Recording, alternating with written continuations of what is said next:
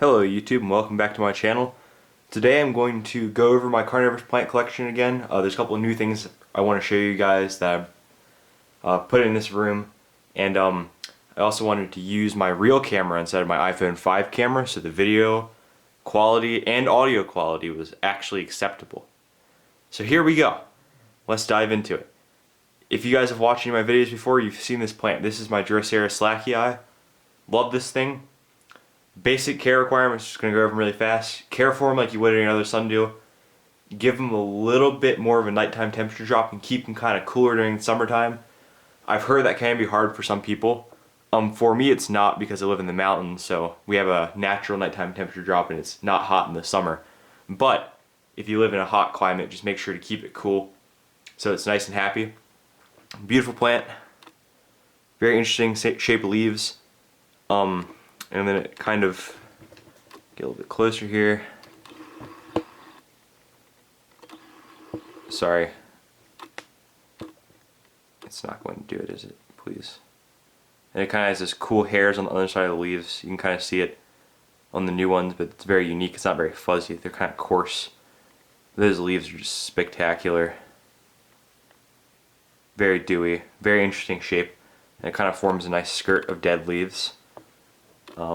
Next plant is my Drosera pulchella, pink flower form. It's basically just like any other Drosera pulchella except it has pink flowers, but as far as I know, the variation in the foliage is literally non-existent, so they're all the same. I'd recommend this plant. It's probably the easiest pygmy sundew in my opinion to grow, besides some of the hybrids.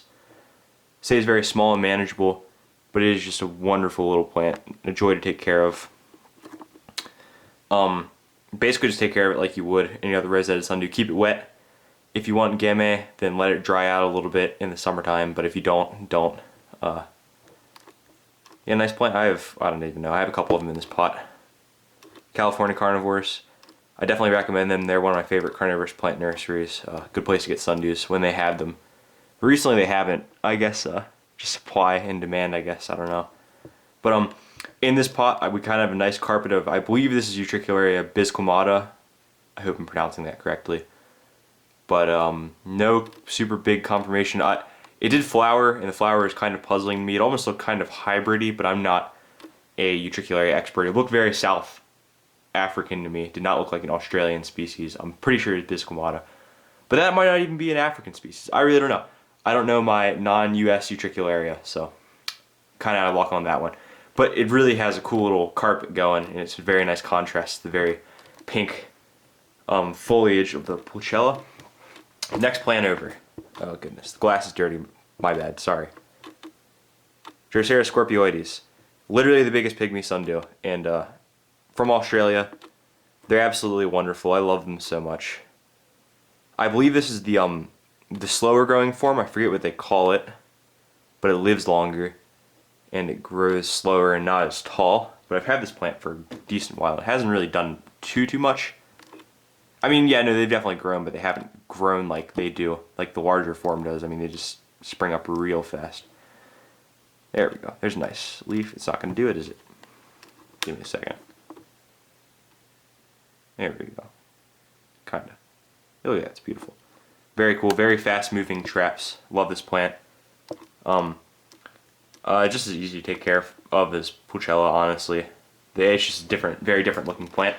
And the glass is dirty, so this is probably going to look absolutely atrocious. But here is an unnamed hybrid that I got in the pot. It's definitely a pygmy sundew. It has pulchella in it, I'm pretty sure. I think there might be a name for this hybrid. I have some theories on what it may be, but I really don't know what it is. But it looks nice. Love it. Very fast growing. If you're going to get a pygmy sundew and you've never grown them before, hybrids are always a great way to go, but honestly all the ones I have are pretty easy. But I've heard most of the pygmy sundews aren't really that hard. In this one, this hybrid, whatever the heck it is, puts up flowers all the time. Flower like 4 times this winter, which is pretty cool. The pulchella tends to do it too. Oh, here's something else kind of cool. You can kind of see it. But the actual buds of the pulchella have little sticky hairs on them, which is kind of neat. I guess it's to keep little pest insects that might try to eat the flowers off of them, but that's just a theory. It could just be just how they are with no real reason. So that might actually be how it is, but nice pot of Scorpioides. Next plant over is a Capensis. This is literally the easiest carnivorous plant to take care of. Well, I honestly think Sarracenia are the easiest carnivorous plant to take care of, or maybe some of the temperate Drosera, like intermediate, they're just like literally weeds. Capensis is a weed, but not quite as much of a weed. But I mean, it's still a weed. They're like kind of all over the place. Luckily, they're only in this pot. I don't want them in these other pots. I'll take them out if they show up. But looks much better on this camera than it did on my iPhone 5. Just take a look at that. Isn't that beautiful? Yeah. But Drosera capensis, narrow leaf. It's basically just like the least exciting capensis form. Although capensis are really nice. I think they're definitely underrated because they're so common. But they're still cool. They come in a lot of different varieties, so you can kind of get whatever you want. Drosera morinensis. I forget the exact name of the variation or form I have is, but I know it means dragonfly in Spanish. It's like one that California Carnivorous sells, as you can see from the tag. I'm not even going to try to butcher it because I can't see the whole tag and I don't feel like taking it out. But it has some really nice purple venation. The flowers look amazing. It hasn't flowered for me, which is kind of surprising. It also decided not to go into the winter dormancy quote-unquote mode.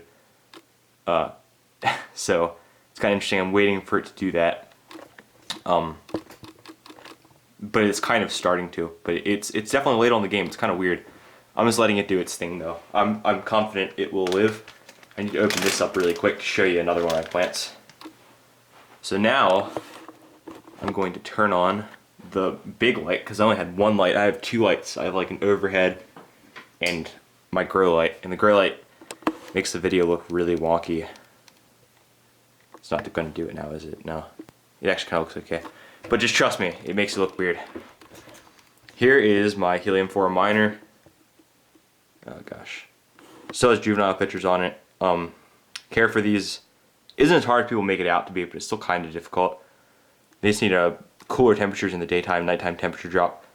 Very hard. I moved here from a warmer climate. It was a lot more fussy there, but here it's just nice and cool all year. Like a hot day here is 85 degrees, but it doesn't even get that hot in the house, so it's not really a problem. The video probably looks terrible. Yeah, no adult pictures on this thing. I've had it for 5 years. It's probably from living in a warmer climate. It did not like that, but it's doing a lot better here. Boom, next plant over. Way too zoomed in. This is just like a Lowe's bought Nepenthes ventricosa. Here's like the newest picture on it. Oh, you know, it's a Nepenthes ventricosa. It's about the easiest you can get from a Nepenthes. I'm pretty sure the only people that can kill it are the people that are selling them to Lowe's. Is like a mass plant genocide. This sounds really dark, but I feel bad for them. But I picked this one up and it's doing well. But yeah, if you ever see one of Lowe's and it looks healthy, I mean, I'd recommend picking it up. But I just feel bad. I mean, like how many just get destroyed? Same thing with Venus flytraps. Yeah, I've had this plant for a couple of years. I've had it for longer. Oh my gosh, the years just go by. I've probably had it for like 3 years. I don't know. I need to get more Nepenthes. It's just not my thing. I like Drosera and Sarracenia, but Nepenthes are nice. They also have vine, which kind of takes up space. I don't have like a greenhouse or anything, so it's a little bit more work, but I enjoy well enough. And then next up is my, oh, this is probably killing the camera, my Drosera binata multifibula extrema. I think I'm pronouncing that right. Oh my gosh, this looks so good on the camera. But yeah, this thing is easy as can be as well. I mean, big old leaves on it. Just keep it wet. I mean, the humidity in this room right now is like 36% or something, so it's not even that high. And this thing is just like leaps and bounds all day, constantly putting out new leaves, constantly trying to flower, which is annoying as heck because it's not really that great for the plant. Yeah, for Drosera binata, just cut the flowers on unless you intend to pollinate them because it takes a lot of energy out of them. Same thing with flytraps and I guess Nepenthes. I don't know, I'd leave the flower on Nepenthes, but everything else just let flower. With sundews, if you ever see your sundew flowering, feed it. But with these guys, I just recommend taking it off because they have huge spikes. Moving on to, oh gosh, this is terrible. Okay. Pinguicula primiflora. These are really small because keep them under super intense light. And and they're kind of more purple. I'm not sure if you're picking that up on camera or not. But if you grow them in less intense light, they'll be a little bigger. And then behind that is Drosera hybrida, so intermedia by Filiformis. This is Butterfly Valley, so it's like the supposed fertile form, because hybrid's supposed to be sterile for most plants, but I haven't gotten any seed off of it. But it went dormant really early, as with some of my other plants, and I just pulled it out of dormancy. It's had the required 4 months. It's just decided not to leave it out for the rest of the winter because it's only January and it's not going to get warm enough for these suckers to grow until like April. So I was like, you know what, why not? The next plant over is Sarracenia psittacina. Really cool. They need a little bit more. I actually need to fill this up, but they need to be a little bit more wet than other Sarracenia, but they're really cool plants. There's a bunch of basically binata weeds. This is just typical form. There's a lot of binata in here. But yeah, psittacina is nice. This is Stone County, Mississippi, which isn't really saying anything. It's just kind of a location to the plant, but there's really nothing special about this form. It's just a typical psittacina. Really nothing different about it. But it's still nice. I like it a lot. And yeah, these guys, out of all the Sarracenia, in my opinion, don't like winter as much as the rest of them. So I pulled this one in. Just let it grow. Start growing a little early. Behind it, I don't even think anybody cares about this, but I just have a bunch of Capensis seedlings and some leaf pullings from binata. Here's Spatulata Fraser Island. This one keeps really small for some reason. Not really sure why. That like particular plant. I have other.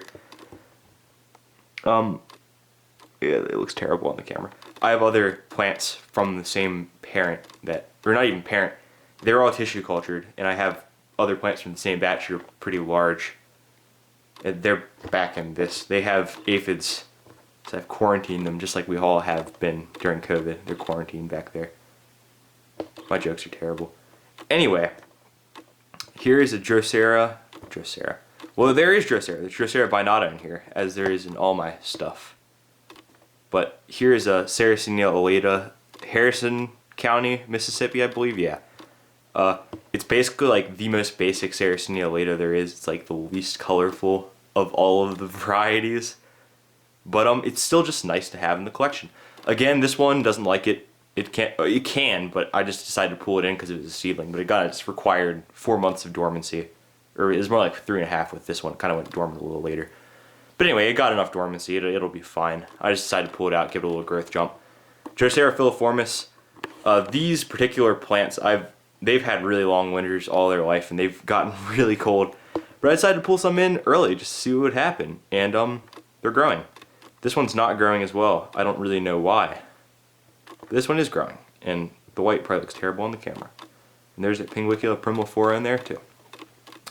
Here is just some seedlings and cuttings and whatever those plants are. I don't really, it's like little weed things. But Drosera binata, and then I have Drosera capensis alba that I got as a hitchhiker, and then I did some like leaf cuttings and stuff. But it's looking okay. It's cool. It's just like narrow leaf, but just less color. I personally like just the regular color form better, but you know, it's still kind of cool. And then I probably should have taken this out before doing this, but oh well, my bad. Here is my Drosera ordinensis by Durbensis. I think that's how you pronounce it. This looks really bad on camera. I'm gonna just have to do like a separate thing about this plant. But yeah, I let it get up to about 95 in the daytime, 80 at night. I've let it get a lot colder than 80. Does not like that at all. Then I also let it a couple of weeks ago get up to about 105 to see what happened, and it didn't care. But it's doing good. It's kind of dividing out a little bit, so there's like 3 plants in there right now. But it's just a nice plant. I have a little thermometer in there, and then I have an aquarium heater intended for, I think it was intended for 10 gallons, but in just a cup of water, keeps the humidity up, keeps the plant happy, and I have saran wrap on the top. And then kind of insulated bubble wrap reflective stuff, kind of shooting the light back in there. So it's definitely getting some proper Australian heat. I should have just taken this out. I'll take it out for another video. If anyone actually expresses any interest, because like nobody actually watches my channel, let's be honest, but if anybody expresses any interest in seeing this plant better, let me know. But I'm also getting some more Pedorus complex sundews. I'm hoping to get a Valcanary and a Drosera lanata Flying Fox Creek, which is actually not technically Drosera lanata. I don't think they've named it yet. But I'm getting that one too, and maybe some other stuff, but I'm not going to give it all away. And I'm getting some other stuff in the mail kind of soon. I probably shouldn't order anything. I didn't order the Pedorus yet, but I ordered some other stuff, and now the mail service is just dead, so Hopefully they arrive alive. But yeah, little carnivorous plant collection update. I hope you all enjoyed. Let me know if you want to see any like care guides on anything specific, or just let me know if you liked the video. But like and subscribe if you want to, I guess. And have a good day.